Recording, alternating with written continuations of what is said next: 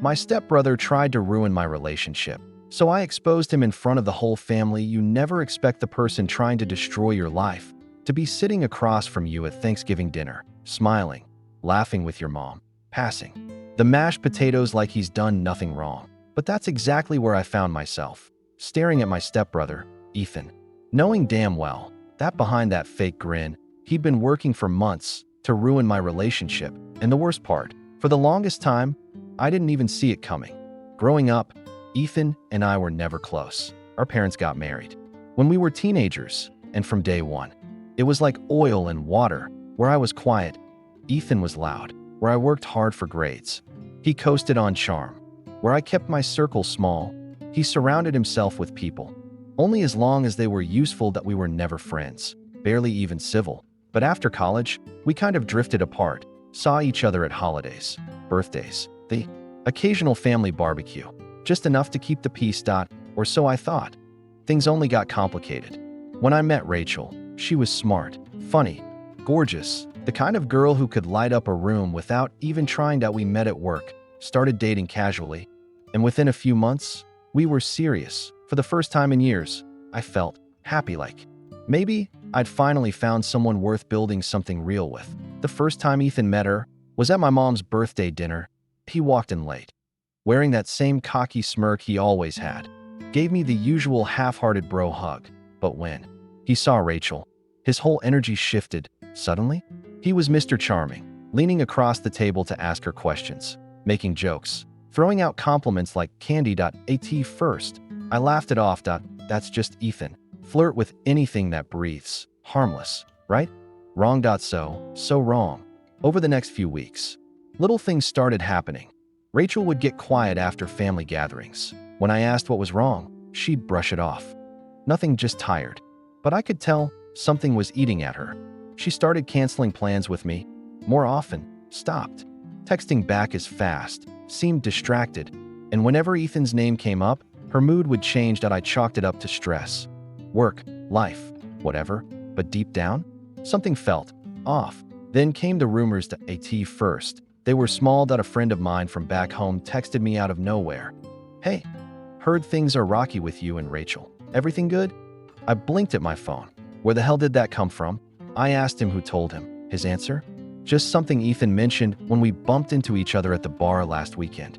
Wait, what? Ethan barely knew my friends. Why was he talking about my relationship at all? I shrugged it off. But then another text from a coworker.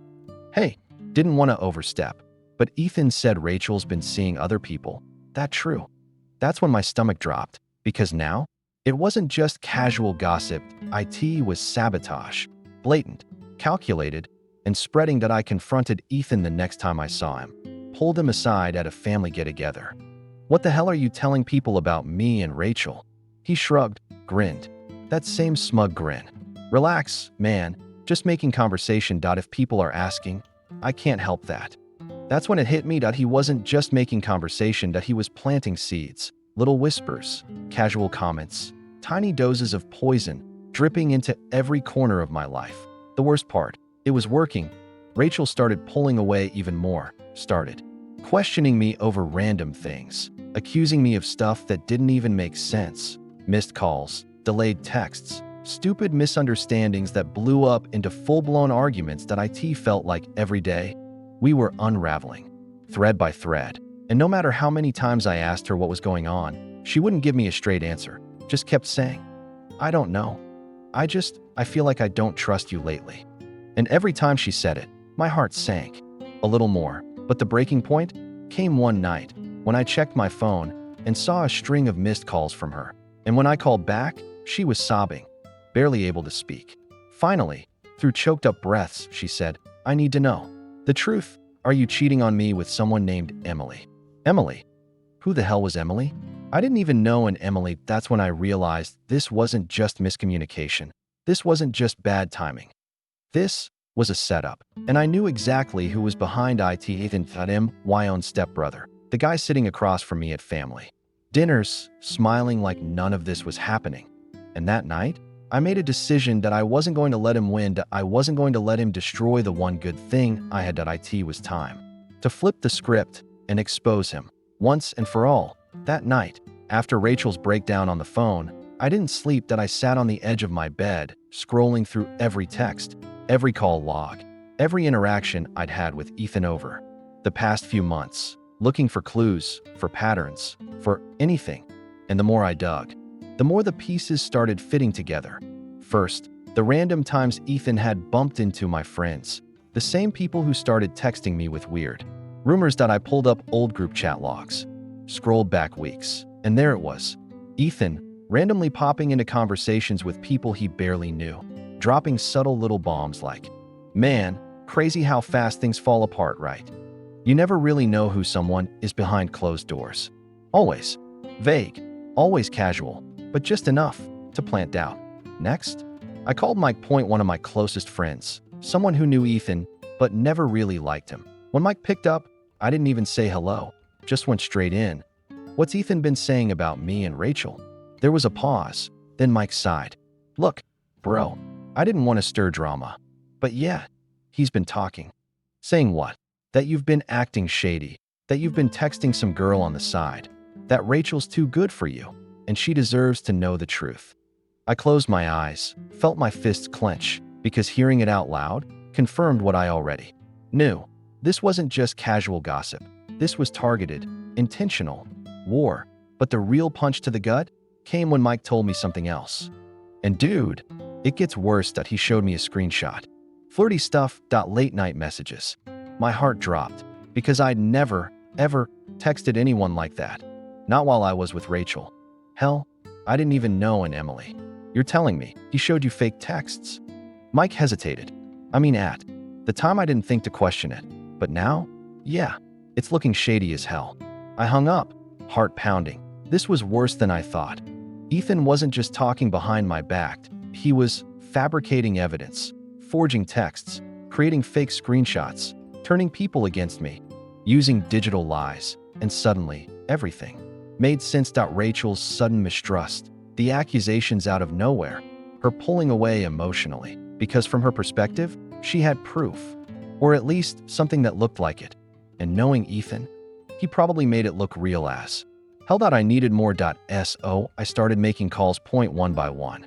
I reached out to people, co-workers, mutual friends, even old acquaintances, and as the stories came out, a pattern emerged. Every single person who suddenly doubted me had one thing in common: that they'd all, recently, had random conversations with Ethan at bars, at parties, in DMs.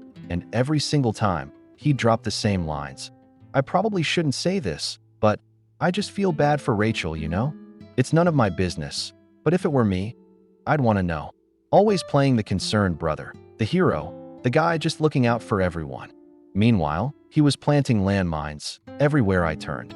But the final straw came when I checked my own phone records one night, weeks earlier, when Rachel had been upset at me for not answering her calls. I remembered I was working late, had proof, emails, timestamped messages. But when I asked Rachel back then why she thought I was ignoring her, she said, "Because Ethan told me he saw you out with some girl that night." I checked the date, cross-referenced my location data, and you know where I was. In the office, alone, working overtime, with email logs. To prove it, that was it. That was the moment the last thread snapped. I wasn't going to play defense anymore, I wasn't going to sit back. While my own stepbrother destroyed the best thing I had, it was time to flip the script, time to gather everything I had, every lie, every fake text, every witness statement, because Ethan thought he was smart, thought he could play puppet master. Fine, let him think that, because when I was done, there'd be nothing left of his little web of lies, especially when I exposed him in front of the whole family. The day after I spoke with Mike, I cleared my entire weekend, turned off notifications, ignored texts, even rescheduled work commitments, because now I had one goal: collect every piece of evidence, every lie, every forged text, every fake rumor Ethan had spread. And when I was done, I wasn't just going to confront him in private, I was going to do it in front of everyone, our entire family, where he couldn't weasel his way out, where every eye would be on him, and where every fake excuse would die the second it left his mouth. I started with the obvious stuff: the text from friends, screenshots of messages where Ethan hinted at my supposed infidelity, I organized everything chronologically, labeled each file. Rumor to Mike, Jan 12, fake sighting with Emily, February 3, DM to coworker, March 5. Next, I went back through my location data, pulled GPS records from the nights he accused me of being out with someone else, matched them with work emails, Slack messages, even Uber receipts, anything that proved where I really was. Then, I dug deeper. I reached out to Rachel. For the first time in weeks, we sat down, face to face at AT first. She was cold, distant. Her eyes were tired, but I didn't blame her, because from her perspective, I was the bad guy, the liar, the cheater, the one breaking her heart. But as I opened my laptop and started showing her everything, one screenshot at a time, I watched the color drain from her face. First the fake texts, then the timeline discrepancies, then the witnesses, who confirmed Ethan's little side conversations at parties. I even showed her the metadata on the screenshots Ethan had leaked to her friends, different fonts, wrong timestamp formats, inconsistent message headers, rookie mistakes, ones I wouldn't have caught months ago, but now I was looking at everything with laser focused. By the time I finished, Rachel just sat there, silent, hands covering her mouth, eyes wide with realization. "Oh my God," she whispered. I believed him. I let him turn me against you. I nodded, didn't say, "I told you so." Didn't need to, because the guilt on her face said it all. But I wasn't done yet. I called Mike and a couple other friends. Ethan had manipulated, asked for written statements. Nothing dramatic, just simple. "This is what Ethan told me about you and Rachel on this date." I gathered them all. PDF format, labeled, sorted, ready. Then I picked the date for the big reveal. The next family gathering. A Sunday lunch at my mom and stepdad's place. Everyone would be there. My parents, aunts, uncles, cousins, and of course, Ethan, the golden boy, the charmer, the guy everyone swore was just misunderstood. Not for long. In the days leading up to it, I stayed quiet, played nice, didn't give Ethan a single reason to suspect anything. When he texted me, I replied like normal. "Hey bro, you coming Sunday?" Of course, I texted back. Wouldn't miss it. And I meant it, because this time, I wasn't going as the passive, quiet stepbrother, letting him run circles around me. I was going as the guy about to tear his entire house of lies to the ground. In front of every single person he'd been fooling for years. That Sunday, I woke up early, not because I was excited, not because I couldn't wait to see everyone, but because my heart was pounding out of my chest. This wasn't just some casual family get-together. This was game day. I double-checked my laptop bag, charged my phone to 100%, made sure every screenshot, every PDF, every witness statement was in one single, easily accessible folder. I even backed it up to Google Drive, just in case I wasn't about to let a bad Wi-Fi signal ruin my moment. On the drive over, I rehearsed the conversation in my head, visualized every scenario. What if he denied everything? What if he cried? What if he flipped it and tried to make me look like the crazy one? Didn't matter. I had facts, receipts, and I was ready to drop them, one by one. In front of my my stepdad, my aunts, my cousins. Every single person who thought Ethan was untouchable. That image was about to shatter. When I pulled up to the house, everyone was already there. Cars lined the driveway, voices and laughter spilling from the backyard. Kids running around. My uncle manning the grill. Music playing from a Bluetooth speaker. It should have felt like home. But all I felt was tension. My stomach knotted. My hands sweaty. Even though the weather was cool, I took a deep breath and stepped out of the car. Ethan saw me first, walked over with that same cocky energy, gave me the usual slap on the back. There he is, the man of the hour. Man of the hour? I almost laughed. If only he knew. As the afternoon rolled on, I watched him work the room, smiling at my mom, cracking jokes with my stepdad, sneaking beers with my uncles. Meanwhile, I sat at the edge of the patio, silent, observing, letting him dig his own grave, with every fake smile at one point. Rachel arrived. We hadn't officially told anyone we were talking again. After everything Ethan did, she wanted to be there, not just to support me, but because she wanted to see his face when the truth finally dropped. When Ethan saw her, his smile faltered, just for a second, quick, subtle, but I caught it. And that was all the confirmation I needed. Lunch was served. Everyone gathered around the big backyard table, plates piled high, laughter, conversations, and then, right when dessert hit the table, my mom, bless her, looked over and said, "So, how are things? With you and Rachel? You two still working through things?" Dead silence. 20 pairs of eyes turned to me. And Ethan? He froze mid-bite, fork halfway to his mouth. I took a breath, put my fork down, and said, "Actually, I'm glad you asked, because there's something I need to clear up with everyone here." Ethan's eyes narrowed, his smile fading fast. He opened his mouth to speak, but I raised my hand. "Don't bet you're going to want to hear this first." I reached into my bag, pulled out my laptop, opened the folder titled Ethan's Lies, Full Evidence, and as the screen lit up, I looked at him dead in the eyes. "You've spent months trying to destroy my relationship, and today, we're all going to see exactly how far you went." The entire table went silent. My mom's face dropped. My stepdad sat back in his chair. Rachel gripped the edge of the table, and Ethan, for the first time in years, he looked scared, and I hadn't even hit play. Yet I opened the first folder on my laptop, titled Fake Texts and Fabricated Screenshots. And as the screen brightened and everyone leaned in, I took a deep breath and started. This is the screenshot Ethan showed multiple people, claiming I was cheating on Rachel with someone named Emily. I clicked, pulled up the image, zoomed in on the timestamp. Notice the font inconsistency here. That's because this was edited poorly. Then I opened the next slide. Side-by-side comparison, original iMessage format versus Ethan's fake. Look at the time alignment, the color shading, the text bubble spacing. None of it matches the real iOS message layout. A few family members gasped. My Aunt Lisa whispered, "Oh my God." My mom, her face paled. Next folder, location proof. I pulled up my Google Maps timeline, showed them the exact night Ethan told Rachel I was out with another girl. Here's where I actually was. Click. Zoom in. The office building. GPS pins. Timestamped. Irrefutable. I pulled up my email from that same night. Email to my boss at 11:43 p.m. while I was supposedly out with Emily. I could see my stepdad, slowly shaking his head. My cousin muttered, "Damn, this is bad." Ethan shifted in his seat, eyes darting, breathing faster, but I wasn't done. Next up, witness statements. I opened a PDF, screenshots of texts from Mike and 3 other friends, all saying the same thing, that Ethan had approached them, planted rumors, even showed them the same fake screenshots. I clicked through each one, slowly, deliberately, letting everyone read every single word. By the time I got to the 3rd statement, the energy around the table was heavy. No one was eating. No one was talking. All eyes were on Ethan.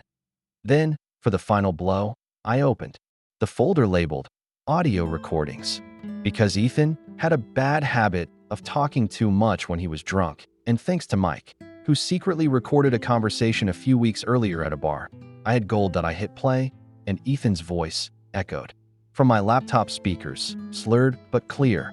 "Man, it's honestly hilarious. I've got him so paranoid that Rachel's already pulling away. All I gotta do is keep dropping little things here and there, and he'll screw it up himself."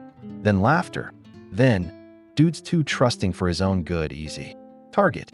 The entire table froze. My mom put her hand over her mouth. My stepdad closed his eyes like he couldn't believe what he was hearing. My aunt whispered something under her breath, and Ethan, face bright red, hands trembling, looking everywhere except at me.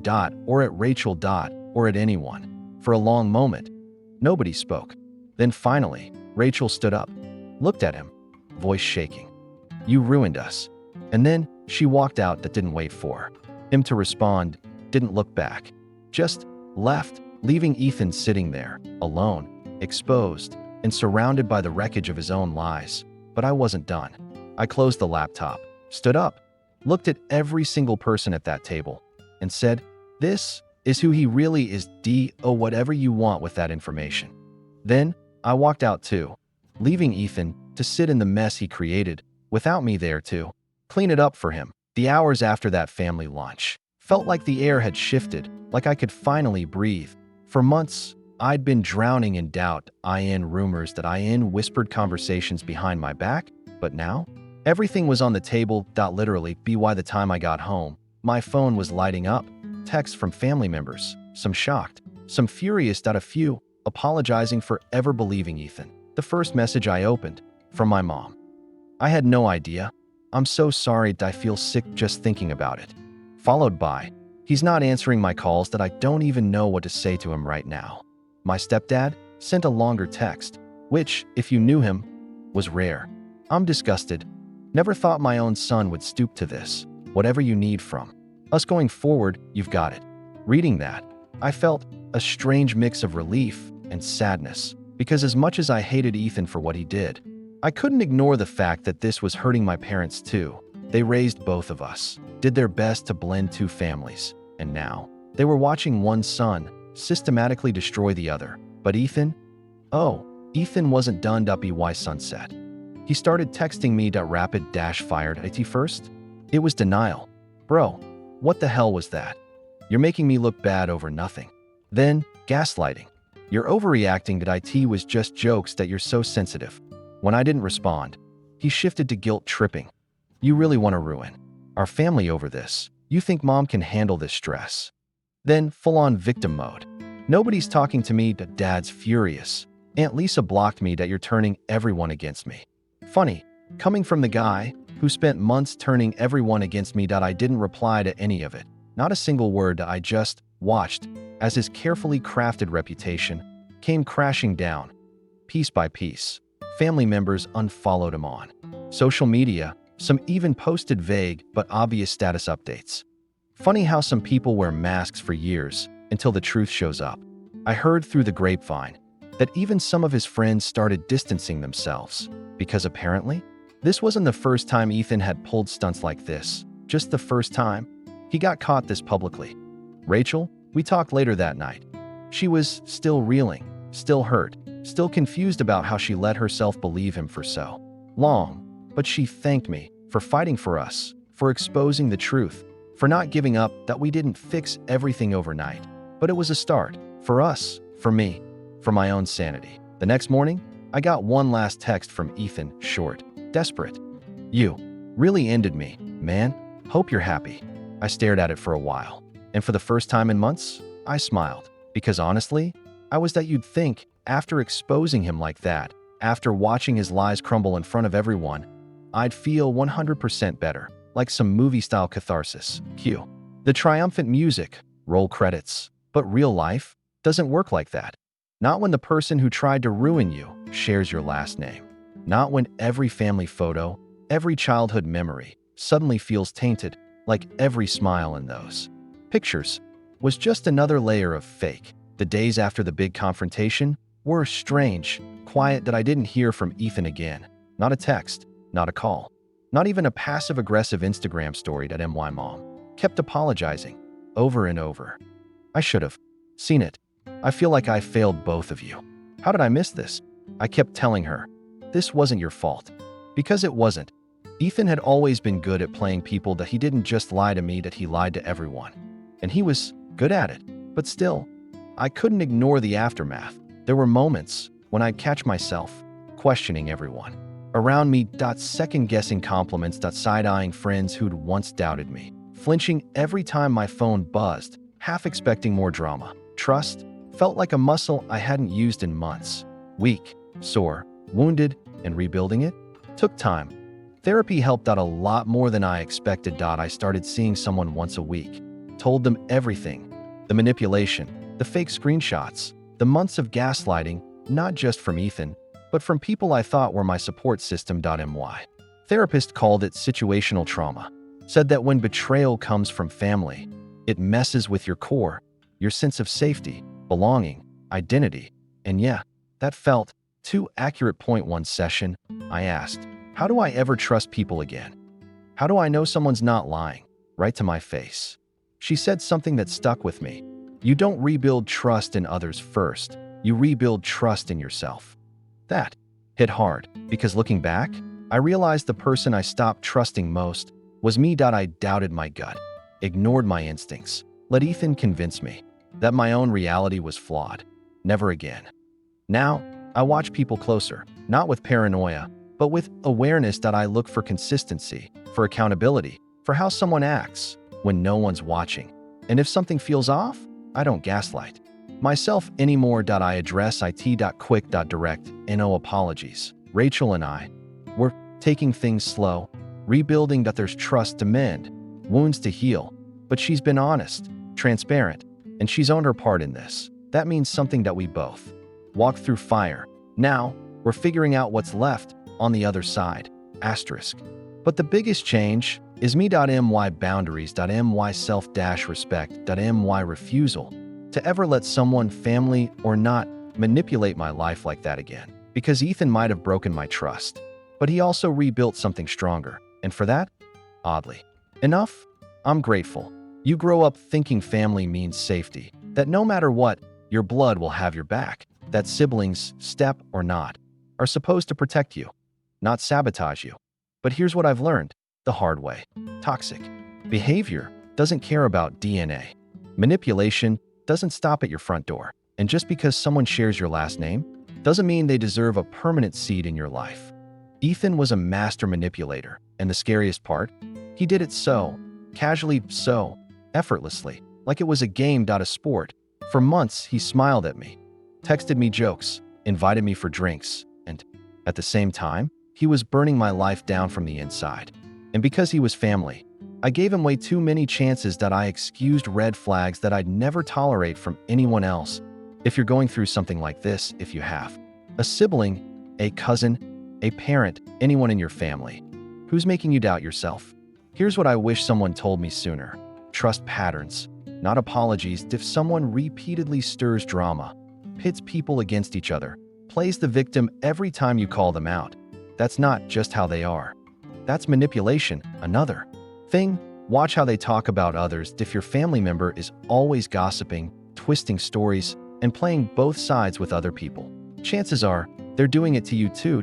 If every conflict in their life somehow ends with them being the misunderstood hero, while everyone else is crazy or toxic, that's a red flag. And if you find yourself constantly walking on eggshells, rewriting texts before you hit send, overthinking every conversation, that's not love, that's control. I also learned to document, keep screenshots, save voicemails, write down dates, not because you're petty, but because when the day comes, and trust me, it will come, you'll need proof. Because manipulators like Ethan, they're masters at rewriting history. And when you finally stand up for yourself, they'll act like none of it ever happened, like you're overreacting, like you're making it all up. Receipts are your armor, but the biggest lesson, you're allowed to go low contact. Or no contact. Family doesn't mean unconditional access to your peace. That if someone in your family consistently hurts you, disrespects you, lies about you, you don't owe them your energy, your sanity. Or your forgiveness. I used to think setting boundaries with family was cruel, that walking away made me a bad person. Now, I realize staying silent, letting them continue, that's what's cruel. Owe yourself. Owe your mental health. Owe your future relationships. If you're stuck in the cycle right now. If you're replaying conversations, wondering if you're crazy, listen to me. You're not. You're seeing it. You're feeling it. And you have every right to protect your peace. Even if that means cutting off the person sitting at your holiday dinner table, because your mental health, your happiness, your future is worth more than family politics. Always, for a long time, I thought family was a permanent title, something people got by default. Like, once you're in for life. That no matter what they say, no matter what they do, no matter how many times they cross a line. But now, I see it differently. Family isn't about blood. Or last names. Or holiday photos. It's about how people show up when it matters. It's about consistency, respect, accountability, and Ethan checked none of those boxes. After everything that went down, I took a long, hard look at the relationships in my life. Who actually stood by me? Who believed me when I finally spoke up? Who reached out after the truth came out? Who apologized for doubting me? And who stayed silent, letting Ethan's lies hang in the air like they were facts? That silence said everything I needed to know. Some relatives never reached out, never apologized, never acknowledged what happened. And you know what? I let that be my answer. I stopped texting. First, stopped making the effort, stopped showing up to things out of obligation, And with every boundary I set, I felt lighter. More, meet up my mom. She's trying out, it's awkward sometimes. Painful even. But she's making an effort, checking in, asking how I'm feeling, letting me set the pace for communication. My stepdad, he's quiet, but supportive. A few weeks after the fallout, he pulled me aside during a visit, said, I should have stepped in sooner. That I saw him playing games, and I told myself it was harmless, that I was wrong, and I'm sorry. That meant more than he'll probably ever realize. Rachel and I, we're rebuilding too. That it's slow. Some days are better than others. But there's honesty now. Real conversations, and more guessing games, and more outside voices messing with our heads. That we're figuring it out together. And me? I'm good, stronger, sharper, more aware. That I trust my gut now. That I set boundaries without guilt. That I cut off toxicity without second-guessing myself. Because here's what I've realized. Just because someone's been in your life forever doesn't mean they deserve to stay. People earn their place through actions, through respect, through consistency, and Ethan lost that place for good. So yeah, my definition of family looks different these days. Smaller, tighter, stronger, but every single person in my life now deserves to be here. And honestly, that's the best feeling of all. If you're still here listening to this whole story, maybe because you're going through something similar, maybe because there's an Ethan in your life too. A brother, a cousin, a so-called friend, maybe even a parent, someone who twists facts, plays victim, smiles to your face, but stabs you in the back the second you look away. Let me tell you something I wish I heard sooner. You're not crazy. You're not overreacting. You're not being too sensitive. You're seeing it, feeling it, living it, and you have every right to protect your peace. Even if that means stepping back from people you thought would always be there. Setting boundaries with family isn't disloyal. It's survival. It's saying, I love myself enough to not let you break me anymore. I used to think keeping the peace meant staying quiet, letting things slide, laughing off the gaslighting, swallowing the rumors, enduring the manipulation, because family is family. But staying quiet almost cost me my relationship. My friendships. My sanity. And worst of all, it almost made me lose trust in myself. Now, I speak up. I defend my truth. I call out the lies.